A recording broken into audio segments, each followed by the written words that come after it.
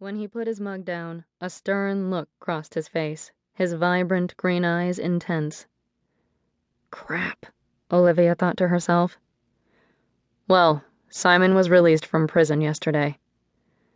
So let me guess, she said loudly, standing up from her bar stool. Now you're going to assign an army to watch me? Is that what this is about, Alex? She glared at him, her hands on her hips in irritation. Hey, relax, he responded, caressing her arm. That's not what this is about at all. His eyes pleaded with her not to be upset. She stared at him for several long moments before a small smile crossed her expression. How could she stay mad at that adorable face? Her aggravation waning, she sat back down and waited for him to continue.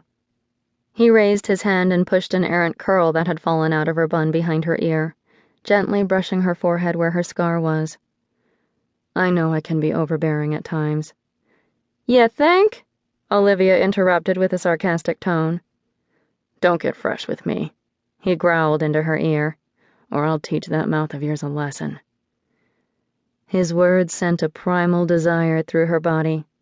All she could do was stare at him with her mouth open, thinking how much she wanted him to teach her a lesson.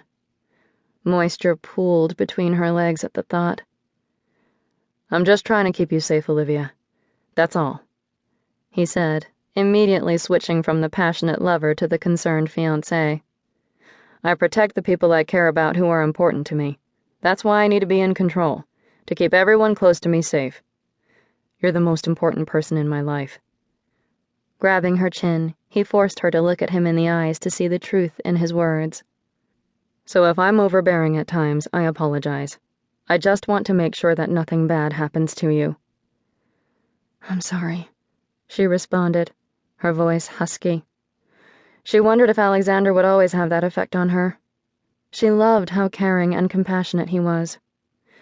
Guilt spread through her conscience for jumping down his throat about protecting her, when all he was trying to do was keep her safe from someone who had a history of attacking her.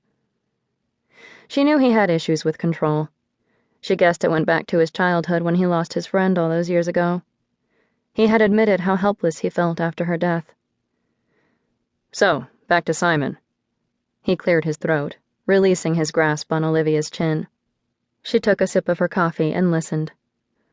Like I said, he's out of prison. You probably have a notice sitting in your mailbox about all of this.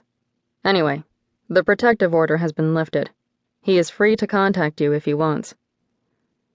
Olivia glanced at Alexander, his face weary. Do you understand what that means, love? It's just a piece of paper anyway, Alexander.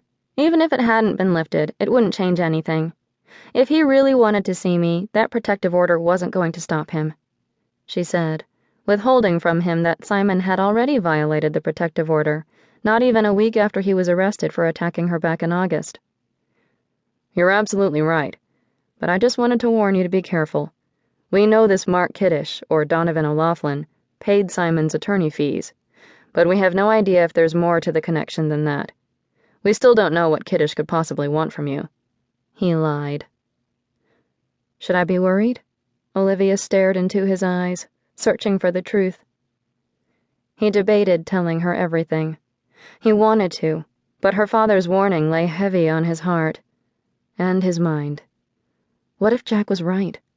What if her lack of memory was the only thing that had kept her alive those past 20+ years? Let me worry about Simon. You just worry about planning a wedding. He winked. Holy shit! I totally forgot about that. Alexander looked at her, aghast. Don't give me that look. I'm still trying to get my head around the fact that I'm getting married. She bounced up and down on her bar stool, excitement oozing from her infectious grin. Alexander couldn't help but smile at her in return. I can't wait until you have my last name, Olivia, he said softly, grabbing her hand and gently kissing her knuckles. She was instantly reminded of the night that she met him. An awareness of complete euphoria washed over her from Alexander's sensual words and presence, and she truly believed that running into him outside her office building was the best thing to ever happen to her. Alexander's cell phone started to ring, breaking their moment. He glanced down at the caller ID.